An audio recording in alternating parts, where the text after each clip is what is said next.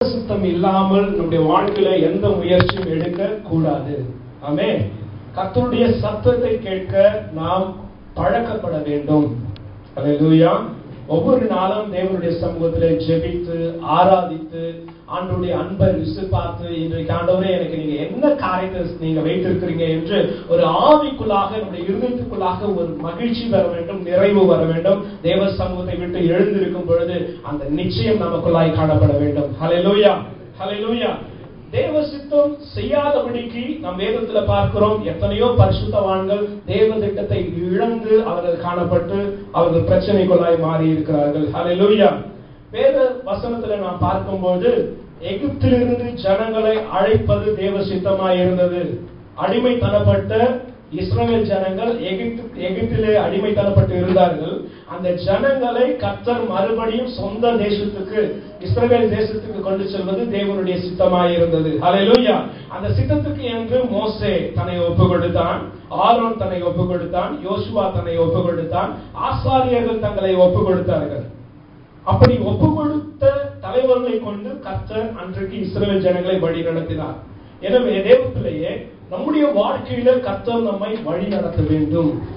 அவருடைய கரத்தினால நாளுக்கு நாள் நாம் நடைபோடுகிற ஒரு அனுபவத்துக்குள்ளாய் வர வேண்டும். காலையில எழுந்து நம்முடைய நாட்களை ஆரம்பிக்கும் பொழுது பிரச்சனையோடோ அல்லது துக்க முகத்தோடு கூட நாம் காணப்படவே கூடாது. ஹல்லேலூயா. அப்படி பிரச்சனையோடு துக்க முகத்தோடு கூட நாம் காணப்பட்ட ஒரு அனுபவம் இருக்கும் என்றால் அந்த நாளிலே ஒரு ஆசீர்வாதம் இருக்காது, செழிப்பு இருக்காது, வேலையில பிரச்சனை நேரிடும். அப்படி தெளிவில்லாத ஒரு வாழ்க்கை வாழும்போது நம்முடைய வாழ்க்கையில ஆக்சிடென்ட் ஆகலாம். ஹல்லேலூயா. சமாதான குறைவு காணப்படும். எனவே தேவ சமூகத்தில காத்திருந்து ஜெபிக்கும் பொழுது நம்ம தேவ சமூகத்தில இருந்து ஒரு நல்ல ஒரு பரிசுத்தமான ஒரு இருதயத்தை நாம் பெற்றுக்கொண்டு ஒரு அமைதியான ஒரு வாழ்க்கையை நாம் வாழ வேண்டும். நம்முடைய வாழ்க்கையில கர்த்தருடைய சித்தம் என்பதை நாம் அறிந்து கொண்டு அதன்படி செய்ய வேண்டும். நாம் வேத வசனத்தை பார்க்கலாம். 1 தெசலோனிக்கேயர் புத்தகம் 4வது அதிகாரம் 3வது வசனத்தில் சொல்லப்படுகிறது, கர்த்தர் நம்மை எதற்காக அழைத்திருக்கிறார் என்று பார்க்க போகிறோம். நம்முடைய வாழ்க்கையில கர்த்தருடைய சித்தம் என்ன, தேவனுடைய சித்தம் என்பதை என்ன என்பதை நாம் அறிந்து கொள்ள போகிறோம்.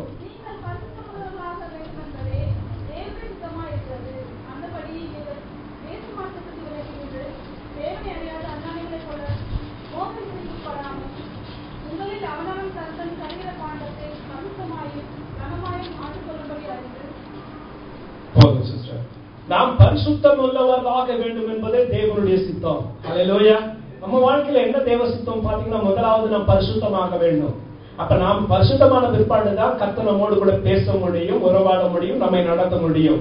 இரண்டாவது பார்க்கும்போது நம்முடைய வாழ்க்கையில ஒரு தேவ சித்தம் என்னவென்றால் கர்த்தரை ஆராதிக்க வேண்டும், தேவ சமூகத்தை இடைவிடாமல் ஜெபிக்க வேண்டும், அவருடைய நாமத்தை ஸ்தோத்திரிக்க வேண்டும். இது தேவனுடைய சித்தமாய் இருக்கிறது. 1 தெசலோனிக்கேயர் புத்தகம் 5வது அதிகாரம் 18வது வசனத்துல இப்படியாய் சொல்லப்படுகிறது,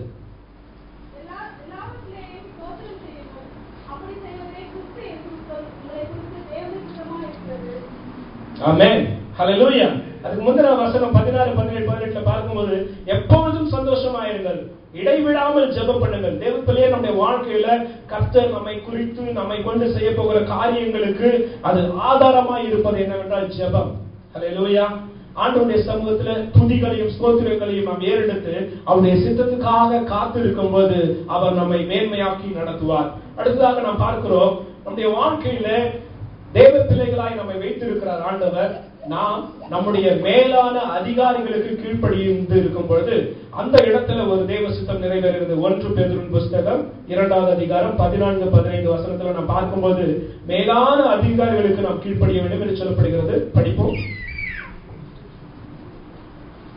1 பேதுரு 2வது அதிகாரம் 14, 15 வசனம்.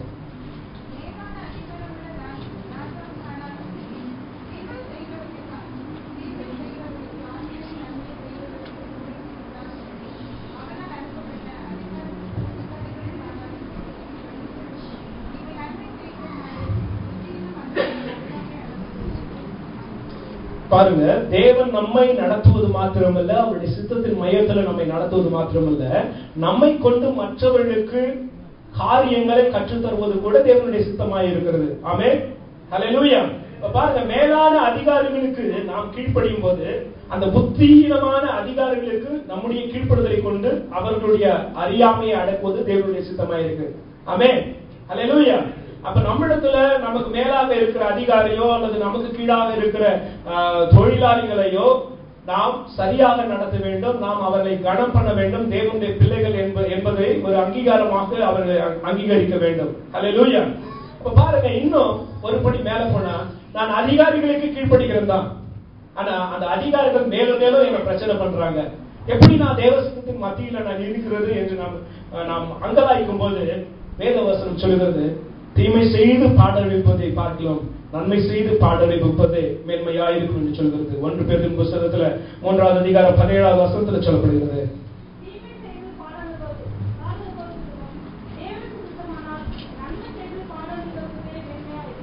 ஹல்லேலூயா, ஹல்லேலூயா. ஏன் தெரியுமா? நாம மாம்சத்தின்படி பிழைக்கல. ஆமென். ஹல்லேலூயா. மாம்சத்தின்படி பிழைக்கிறவங்க தான் தீமை செய்து பாடழிப்பாங்க. நாமோ ஆவியினால் நடத்தப்படுகிறோம். ஹல்லேலூயா. 1 பேதுரு புத்தகம் 4வது அதிகாரம் 2வது வசனத்தில் எப்படியா சொல்கிறது? மாம்சத்தின்படி பிழைக்காமல் நாம் ஆவியின்படி நடத்தப்படுகிறோம். அடுத்ததாக நாம் பார்ப்போம் என்றால் 4வது அதிகாரம் 19வது வசனத்துல, நன்மை செய்கிறவர்கள் நம் ஆத்துமாக்களை சிருஷ்டி கர்த்தாவாகிய தேவனுக்கு ஒப்பு கொடுக்க வேண்டும். வாசிப்போமா?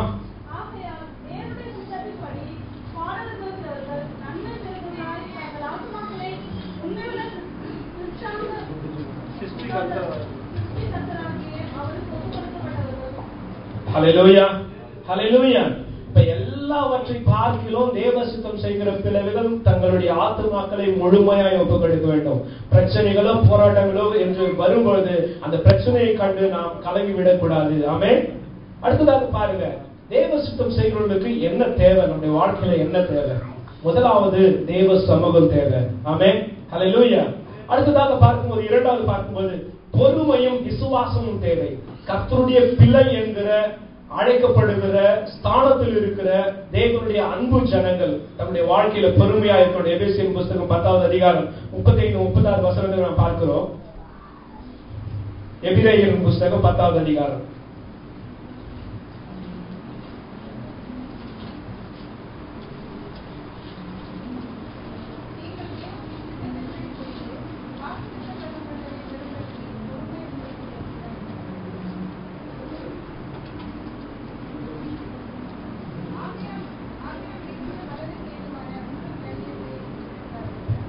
ஹல்லேலூயா, ஹல்லேலூயா.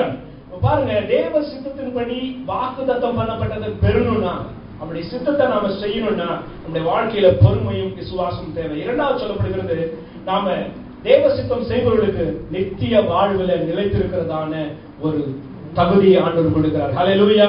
எத்தனையோ பேர் இந்த உலகத்துல பிறக்கிறாங்க தான், வாழ்றாங்க தான், மரிக்கிறாங்க. ஆனா அவங்க பரலோகத்துக்குள்ளாக அவர்களால் செல்ல முடியவில்லை. ஆனா தேவ பிள்ளைகளாகிய நாம் பரலோகத்துக்கு என்று முன்குறிக்கப்பட்ட பிள்ளைகளாக இருக்கிறோம். 1 யோவான் புத்தகம் 2வது அதிகாரம் 17வது வசனத்தில் சொல்லப்படுகிறது, நித்திய வாழ்வில் நிலைத்திருப்பான் என்று சொல்லப்படுகிறது. உலகமும் அது நிச்சயம் ஒழிந்து போகும், தேவனுடைய சித்தத்தின்படி செய்கிறவனோ என்றென்றைக்கும் நிலைத்திருப்பான். ஹல்லேலூயா. தேவ சித்தம் செய்து பார்ப்போம். ஹல்லேலூயா. நம்முடைய சித்தத்தை எல்லாவற்றையும் நாம் அகற்றி போடுவோம். நம்முடைய சித்தப்படி நாம செய்து காரியங்களில் சிக்கிக்கொண்டுதான் நாம் இருக்கிறோம். ஹல்லேலூயா. நம்முடைய வாழ்க்கையில ஒரு விருத்தியை நாம் பார்க்க முடிவதில்லை. நம்முடைய சொந்த முயற்சி, சொந்த அனுபவம், இல்ல தேவ சமூகத்துல ஆவியானவர் சொல்கிற காரியத்தை விட்டு மீறி போவது, ஊழியர்களுடைய ஆலோசனை விட்டு மீறி போவது, தேவ சமூகத்துல நாம் ஜெபிக்காதபடிக்கு உடனடியாக எடுக்கிற முடிவுகள் எல்லாமே நம்முடைய வாழ்க்கையில தோல்விக்குள்ளாய் கொண்டு வருகிறது. ஆனால் தேவ சித்தத்தின்படி செய்கிற தேவ பிள்ளைகளுடைய வாழ்க்கையில எல்லாமே நிலைத்திருக்கும். ஹல்லேலூயா, ஹல்லேலூயா. அடுத்தது, தேவ சித்தம் செய்பவர்கள் நன்மை செய்கிறவர்களாய் தங்கள் ஆத்துமாவை கர்த்தருக்கு ஒப்புக் கொடுப்பார்கள். ஹல்லேலூயா. நன்மை செய்கிறவர்களாய் நம்முடைய ஆத்துமாவை தேவனிடத்தில் ஒப்புக் கொடுக்கணும். 1 பேதுரு புத்தகம் 4வது அதிகாரம் 19வது வசனத்தில் சொல்லப்படுகிறது. ஏன் தெரியுமா கர்த்தருடைய சமூகத்தில் நாம் ஒப்புக் கொடுக்கிறோம்? தேவனுடைய சித்தத்தின்படி செய்ய, அவருடைய சித்தத்தின்படி பிழைக்க, நம்முடைய பாவங்களை நாம் அறிக்கையிட்டு விட்டுவிடும் பொழுது நாம் தேவனுடைய சித்தத்தின்படி செய்கிறவர்களாய் இருக்கிறோம். ஹல்லேலூயா. நம்முடைய ஆத்துமாக்களை கர்த்தருக்கு என்று ஒப்புக் கொடுக்க முடியும். அடுத்ததாக பார்க்கிறோம், 5வது, தேவனோடு கூட உறவாய் இருக்க முடியும். தேவ சித்தம் செய்கிறவர்கள் எப்படி இருக்க முடியும்? தேவனோடு கூட ஒன்றாய் இசைந்து இருக்க முடியும். வாசிக்கலாம். மார்க் எழுதின நற்செய்தி புத்தகம் 3வது அதிகாரம் 35வது வசனம்.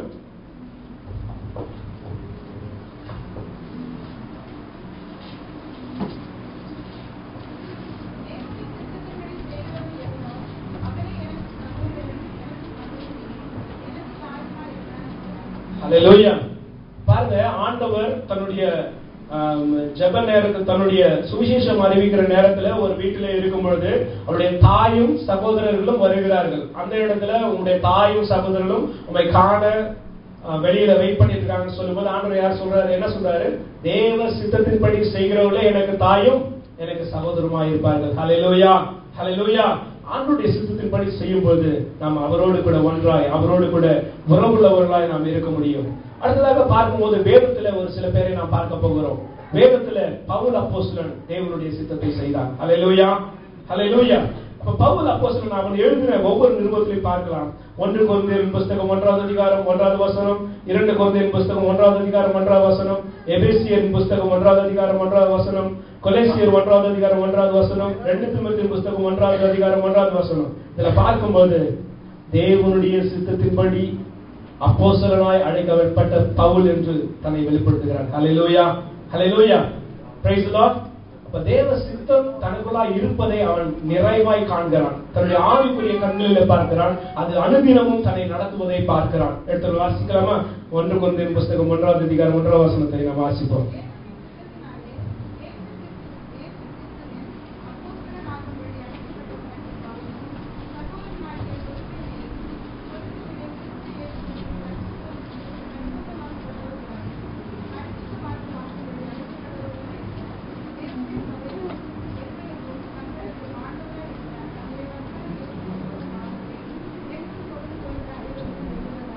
ஆமென். பாருங்க, அந்த இடத்துல பவுல் சொல்லுகிறார், தெளிவாக சொல்லுகிறார், தேவனுடைய சித்தத்தினால இயேசு கிறிஸ்துவின் அப்போஸ்தலனாகும்படி அழைக்கப்பட்டவனாகிய பவுல் என்று சொல்லுகிறார். ஹல்லேலூயா. இந்த இடத்துல நாம் நம்முடைய பெயரை போட்டுக்கொள்ள வேண்டும். ஆமென், ஹல்லேலூயா. அப்ப சித்தத்தின்படி என்னுடைய வாழ்க்கையில தேவனுடைய கரம் என்னை நடத்துகிறதா? ஹல்லேலூயா, ஹல்லேலூயா. பாருங்க, தெரிந்து கொள்ளுதல்ல ஒரு சித்தம் இருக்கு, தேவனுடைய சித்தம். நம்மை ஆண்டவர் தெரிந்து கொள்ளுகிறார். அந்த அழைப்பில் ஒரு சித்தம் காணப்பட வேண்டும்.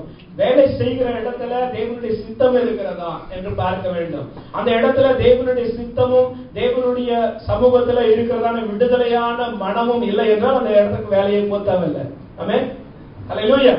அப்ப தேவ சமூகத்துல கேட்க வேண்டும், எனக்கு எந்த இடத்துல ஆண்டவரு எனக்கு வேலை வச்சிருக்கிறீங்க, எந்த நாட்டுல, எந்த தேசத்துல, எந்த இடத்துல என்று கேட்கும்போது, எந்த கம்பெனில கேட்கும்போது கர்த்தர் நமக்கு நேர்த்தியான அந்த இடத்தை காட்டுவார். ஹல்லேலூயா. நம்முடைய வாழ்க்கையில அனுதினமும் நாம் நடத்துகிற நம்முடைய அனுதின ஜீவிதத்துல தேவ சித்தம் என்ன என்பதை நாம் பார்க்க வேண்டும். ஆமென், ஹல்லேலூயா. அடுத்ததாக குடும்பத்துல கணவன் மனைவிகளுக்குள்ளாக வாழும்போது கர்த்தருடைய சித்தத்தை நாம் காண தேவ சமூகத்தில் ஜெபித்து நாம் குடும்பமாய் தேவ சமூகத்தில் காத்திருக்கும் போது தேவ சித்தத்தை நாம் அறிந்து கொள்ள முடியும். அடுத்ததாக பிள்ளைகளுடைய வாழ்க்கையில திருமணத்தை எந்த இடத்துல மாப்பிள்ளை, எந்த இடத்துல பொண்ணு அப்படின்றத தேவ சமூகத்துல காத்திருந்து தேவ சமூகத்திலிருந்து மணமகனையோ மணமகளையோ பெற்றுக்கொள்ள வேண்டும். அப்படி தேவ சமூகத்தில் காத்திருக்காதவர்களுடைய வாழ்க்கையில தேவ சித்தத்துக்கு விரோதமாய் பெண்ணோ அல்லது மாப்பிள்ளையோ அமையும் பொழுது அந்த இடத்துல குடும்பத்துல பிரிவினைகள் உண்டாயிருக்க காரணமாய் இருக்கிறது. ஹல்லேலூயா. எல்லாவற்றிற்கும் நான் தேவ சித்தத்தை நாம் அறிந்து கொள்ள வேண்டும். அடுத்ததாக பவுல் சொல்லுகிறான், நான் புறஜாதிகளுக்கு அப்போஸ்தலன் என்பதை அவன் தன்னுடைய வாழ்க்கையில உறுதியாய் அறிந்திருந்தான். எடுத்து வாசிக்கலாமா? கலாத்தியரின் புத்தகம் 1வது அதிகாரம் 15-16 வசனத்துல பார்க்கும்போது தன்னுடைய அழைப்பில தேவ சித்தத்தை பவுல் அறிந்திருந்தான். தான் புறஜாதிகளுக்கு அப்போஸ்தலனாய் இருக்கிறேன் என்பதில் அவன் வைராக்கியம் கொண்டிருந்தான் என்று பார்க்க முடிகிறது.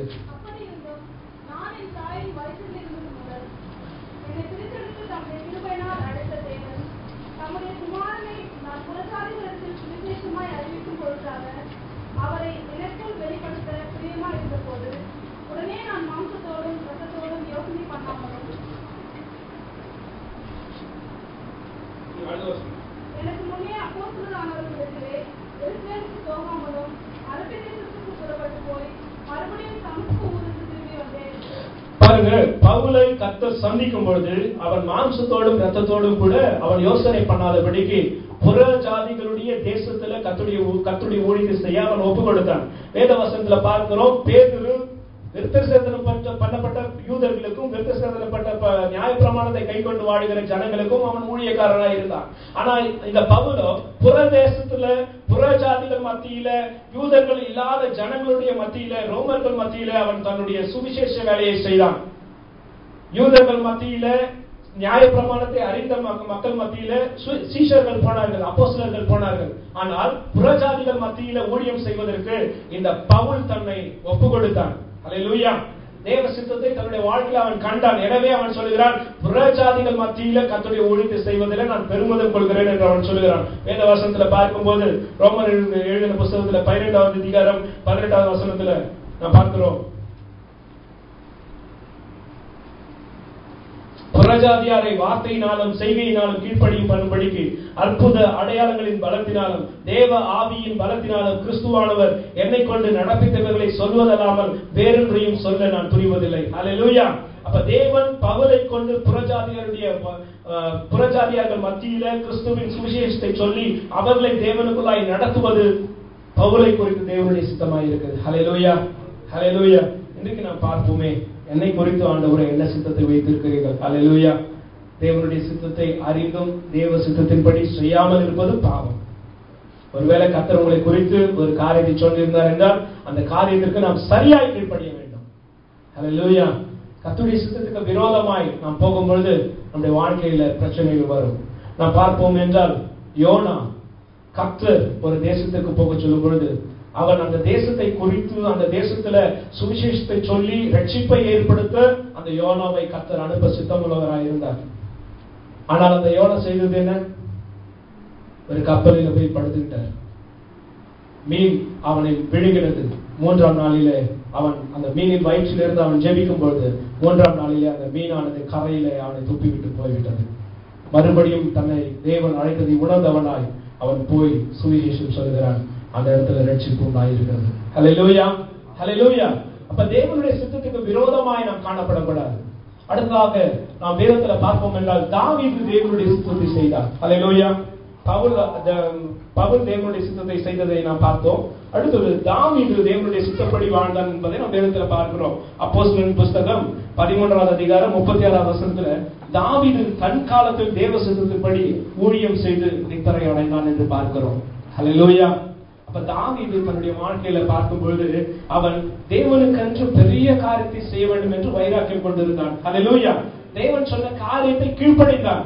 இந்த இடத்துல போயிட்டு அந்த ராஜாவை நீ மேற்கொள்ளு என்று சொன்னா அந்த இடத்த சரியா போயிட்டு அந்த இடத்துல அவன் யுத்தம் செய்தான், வெற்றியை பெற்றுக் கொண்டான். அதே போல தேவனுடைய வார்த்தைக்கு கீழ்ப்படிந்தான். ஆனால் சவுலுடைய வாழ்க்கையில பார்க்கிறோம், தேவ சித்தத்தையும் அவன் செய்யல, தேவனுடைய வார்த்தையும் கீழ்ப்படியல. நீ இரு, பலி கொடுக்காத, நான் வந்த பிற்பாடு பலி கொடுக்கலான்னு சாமுவேல் சொன்னாரு. ஆனா இவர் பண்ணது என்ன? சாமுவேல் வர்றதுக்கு நாளும் நேரமும் ஆன பிற்பாடு இவன் துணிகரம் கொண்டு தேவ சமூகத்தில் பலிகளை செலுத்தினான். அது தவறு. அல்லேலூயா. தேவனுடைய வார்த்தைக்கு விரோதமாய் வாழ்ந்தது தவறு. அடுத்தது அமலேக்கியனுடைய கொள்ளை பொருள்ல என்ன சொன்னார் ஆண்டவர்? எல்லாவற்றையும் நிர்மூலமாக்க வேண்டும் என்று சொன்னார். ஆனால் இவன் நிர்மூலமாக்காதபடிக்கு கொழுமையானவர்களை தனக்கென்று அவன் வைத்துக் கொண்டார். மற்ற ஈனமானவர்களை அவன் சுட்டெரித்து போட்டு கொழுமையானவர்களை தனக்கென்று வைத்துக் கொண்டான். ஆனால் சொன்னது என்ன? தேவனுடைய பலி செலுத்துவதற்காக என்று இந்த கொழுமையானவர்களை நாங்கள் சேர்த்துக் கொண்டோம் என்று சொன்னான். ஆனால் தேவனுக்கு விரோதமானவர்களை தேவன் தனக்கென்று கூட அங்கீகரிப்பதில்லை. ஹல்லேலூயா, ஹல்லேலூயா. அப்ப தேவனுடைய வார்த்தையின்படி அந்த சவுல் தன்னுடைய வாழ்க்கை வாழ மறந்தான். ஆனால் இந்த தாவீதோ தேவனுடைய சித்தத்தின்படி செய்தான். ஹல்லேலூயா, ஹல்லேலூயா. அப்ப தேவன் அந்த தாவீதுடைய வாழ்க்கையில் அவனுக்கு ஒரு வாஞ்சை இருந்தது. என்ன வாஞ்சை? கர்த்தருக்கு நான் ஆலயத்தை கட்ட வேண்டும் என்று ஒரு வாஞ்சை இருந்தது. ஆனா கர்த்தர் சொன்னது என்ன? உன்னுடைய கரத்தினால இந்த ஆலயத்தை கட்ட முடியாது, ஏனென்றால் உன்னுடைய கரம் ரத்தத்தை சிந்தி இருக்கிறது. எனவே உன் கற்ப பிறப்பான மகனே ஆலயத்தை கட்டுவான் என்று சொல்லப்படுகிறது. இந்த தாவீது தன்னுடைய வாழ்க்கையில துணிகரம் கொண்டு கர்த்தருடைய ஆலயத்தை கட்டினானா? இல்ல. ஹல்லேலூயா. தேவ சித்தத்தின்படி தன்னுடைய வாழ்க்கையை ஒப்பு கொடுத்தான் தேவ பிள்ளையே. ஹல்லேலூயா. இன்றைக்கு நாம் சில காரியங்களை பார்க்கிறோம். சில வேளைகளில கர்த்தருடைய ஊழியத்தை செய்கிற பிள்ளைகள் சில காரியங்களில தேவன் சொல்லாத காரியத்தை நாம் செய்யும் பொழுது அந்த இடத்துல ஒரு விருத்தி இல்லாதபடி, ரட்சிப்பு இல்லாதபடிக்கு மாறி போய்விடுகிறது. ஆனால் தேவ சமூகத்துல கர்த்தருடைய பிள்ளைகள், ஊழியத்தை செய்கிற பிள்ளைகள் காத்திருந்து ஜெபிக்கும் போது ஒரு பெரிய அறுவடையை நாம் பெற்றுக்கொள்ள முடியும். ஹல்லேலூயா. தேவ சித்தத்தின்படி செய்கிற மனுஷியாய் நாம் வாழும் பொழுது கர்த்தர் நம்மை கொண்டு கூட பெரிய காரியங்களை செய்வார். ஹல்லேலூயா. வேலை செய்கிற இடத்துல பெரிய ஆசீர்வாதத்தை கொடுப்பார். அடுத்ததாக நாம் பார்க்கிறோம் பிலிப்பியரின் புத்தகம் 2வது அதிகாரம் 6வது வசனத்துல கர்த்தராகிய இயேசு கிறிஸ்து தேவனுடைய சித்தத்தை செய்தார். ஹல்லேலூயா. வாசிக்கலாமா?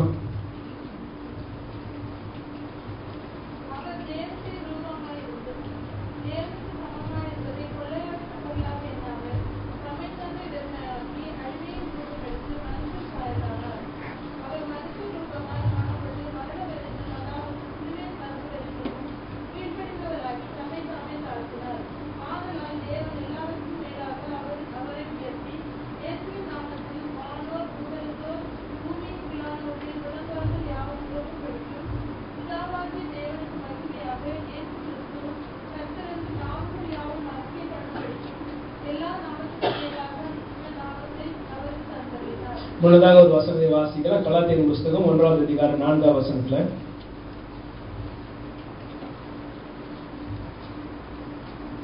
அவர் நம்மை இப்பொழுது இருக்கிற பொல்லாத பிரபஞ்சத்திலிருந்து விடுவிக்கும்படி நம்முடைய பிதாவாகிய தேவனுடைய சித்தத்தின்படியே நம்முடைய பாவங்களுக்காக தம்மை தாமே ஒப்பு கொடுத்தார். ஹல்லேலூயா, ஹல்லேலூயா. பிதாவின் சித்தத்தை நிறைவேற்ற இதோ நான் போகிறேன் என்று சொல்லி அவர் நம்முடைய பாவங்களுக்காக அடிக்கப்படும்படியாய் தம்மை தாமே ஒப்பு கொடுத்தார். ஹல்லேலூயா, ஹல்லேலூயா. அதனாலதான் அவர் தேவனுடைய ரூபமாய் இருந்தும் தேவனுக்கு சமமாயிருப்பதை கொள்ளையாடின பொருளாக எண்ணாமல் தம்மை தாமே வெறுமையாக்கி அடிமையின் ரூபம் எடுத்து மனுஷ சாயலானார். கிறிஸ்து சிலுவையில அடிபடுவதற்கு முன்பாக கெத்செமனே தோட்டத்தில் ஜெபிக்கும் போது, பிதாவே இந்த பாத்திரம் என்னை விட்டு நீங்கமானால் நீங்க கூடும் என்று ஜெபித்தார். ஹல்லேலூயா. ஏன் தெரியுமா? அவர் மாம்சத்துல இருந்தார். ஆவியில தனக்கு எப்படிப்பட்டதான பாடுகள் உண்டாக போகிறது என்பதை அவர் அறிந்திருந்தார். ஹல்லேலூயா. அந்த நேரத்துல மாம்சத்தில் இருக்கிறதான ஒரு மனிதன் எப்படி அவக்குரல் இடுவானோ அதே போல பிதாவினிடத்துல அவர் ஜெபிக்கிறார். ஜெபித்து அந்த இடத்துல தேவனுடைய பலத்தை பெற்றுக் கொள்கிறார். ஓகே, நான் தேவ சித்தத்தை செய்ய நான் ஆயத்தமாய் இருக்கிறேன் என்று சொல்லி அந்த கெத்செமனே தோட்டத்தை விட்டு அவர் வெளியே வரும் பொழுதுதான் அந்த இடத்துல அந்த போர்ச்சேவகர்கள் அவரை பிடிக்கிறார்கள். ஹல்லேலூயா. தேவன் தன்னையே ஒப்பு கொடுத்து பிதாவின் சித்தத்துக்கு கீழ்ப்படிவார் என்றால் நாமும் தேவனுடைய சித்தத்துக்கு கீழ்ப்படிய வேண்டும். தேவ சித்தம் செய்யாதபடிக்கு நம்முடைய வாழ்க்கையில சகல அசுத்தங்களும் நிறைந்திருக்கும் என்றால் இன்றைக்கே நாம் கலைந்து போடுவோம். நம்முடைய இருதயத்துல தேவ சமூகத்தில் அர்ப்பணிப்போம். ஆண்டவரே, உங்க சித்தத்தின்படி நடக்க என்னுடைய வாழ்க்கையை உங்களுடைய கரத்துல தருகிறேன். உங்க சித்தத்தை விட்டு விலகி போகிறதான சூழ்நிலைகளை என்னிடத்திலிருந்து ஆண்டவரை எடுத்து போடும் என்று சொல்லுவோம். இன்றைக்கு தேவன் கொடுத்திருக்கிற எல்லா ஆசீர்வாதங்களுக்காகவும் கர்த்தருடைய சமூகத்துல நன்றி செலுத்த கடமைப்பட்டவர்களாய் இருக்கிறோம். தேவ சித்தத்தின்படி செய்கிற நன்றாக வாழ்கிற தேவ பிள்ளைகளுடைய குடும்பத்தை பார்க்கும்போது அந்த இடத்துல அதை பார்க்கிற ஜனங்களுக்கு மிகுந்த சந்தோஷம் உண்டாகிறது. ஆனால் தேவ சித்தத்தின்படி நடக்காத இருக்கிற குடும்பத்துல நடக்காமல் இருக்கிற தனி மனிதனுடைய வாழ்க்கையில அடிக்கு மேல் அடி உண்டாகிறது. ஹல்லேலூயா. இதை நான் குற்றப்படுத்தும்படியாக நான் சொல்லவில்லை. ஆனால் தேவ சமூகத்துல ஆண்டவருடைய சித்தத்தின்படி வாழ்வோம் என்றால் மேலும் மேலும் ஆசீர்வாதங்களை பெற்றுக் கொள்ளலாம். ஹல்லேலூயா, ஹல்லேலூயா. ஆசீர்வாதத்துக்கு பாத்திரமான தேவ பிள்ளைகளாகிய நம்முடைய வாழ்க்கையில அந்த ஆசீர்வாத குறைச்சல் ஏன் வருகிறது என்று பார்க்கும்போது தேவ சித்தம் செய்யாதபடி வாழ்வதுதான். ஹல்லேலூயா.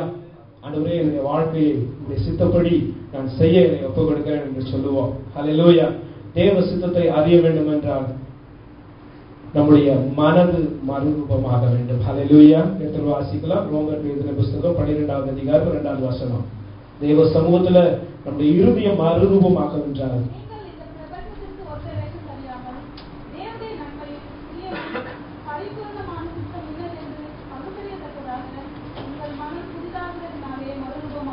ஹல்லேலூயா, ஹல்லேலூயா.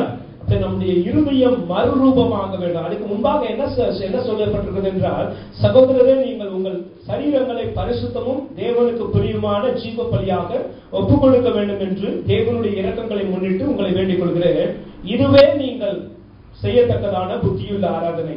நீங்கள் இந்த பிரபஞ்சத்திற்கு ஒத்த வேஷம் தெரியாமல் சாதாரணமாக வந்து போகிற ஒரு அனுபவத்தோடு கூட மற்றவங்களை ஆராதிக்கும் போது சும்மா நம்ம வந்து உட்கார்ந்துட்டு போகிறது போல இல்லாதபடிக்கு தேவனுடைய நன்மையும் பிரியமும் பரிபூர்ணமான சித்தம் என்னவென்று பகுத்தறியத்தக்கதாக உங்கள் மனம் புதிதாகிறதுனாலே மறுரூபமாகுங்கள். தேவ சமூகத்துல ஜெபிக்கிற ஆராதிக்கிற பிள்ளைகளுடைய வாழ்க்கையில அவருடைய இருதயத்தை பார்க்கும் என்றால் புதுப்பித்து புதுப்பிக்கப்பட்ட ஒரு அனுபவத்தில் இருக்கும். ஆமென், அல்லேலூயா. அவரோடு கூட இணைந்திருக்கிற அனுபவம், அவர் என்ன நினைக்கிறாரோ அதை நினைக்கும், அவர் என்ன பாரப்படுகிறாரோ அதை பாரப்படும், அவர் என்ன செய்ய சித்தமுள்ளவராயிருக்கிறார் அதை செய்ய நான் நிறைவேற்றுகிறேன் என்று சொல்ல அது ஆயத்தமாயிருக்கும். அப்படிப்பட்டதான இருதயம் தேவனுடைய சமூகத்துல ஆராதிக்கும் போதுதான் கிடைக்கும். ஹல்லேலூயா. அதனாலதான் ஆராதனையில கண்ணை மூடுங்க, கைகளை உயர்த்தி ஆராதிங்கன்னு சொல்லும் போது அந்த ஆராதனை நடத்துகிற தேவ பிள்ளைகள் தேவனோடு கூட நம்மை கொண்டு செல்ல கர்த்தருடைய ஆவியானவர்களை நம்மை இணைக்க அவர்கள் பாடுபடுகிறார்கள். ஹல்லேலூயா. ஆனால் ஆராதனையில கண்ணை திறந்துகிட்டு நாம கர்த்தரை ஆராதிக்கும் போது அந்த தேவனுடைய மகிமையை நாம் காண முடியாதபடி, கர்த்தர் நமக்கு தருகிற தரிசனத்தை நம்ம பெற்றுக்கொள்ளாதபடி தடையாய் இருக்கிறது. ஹல்லேலூயா.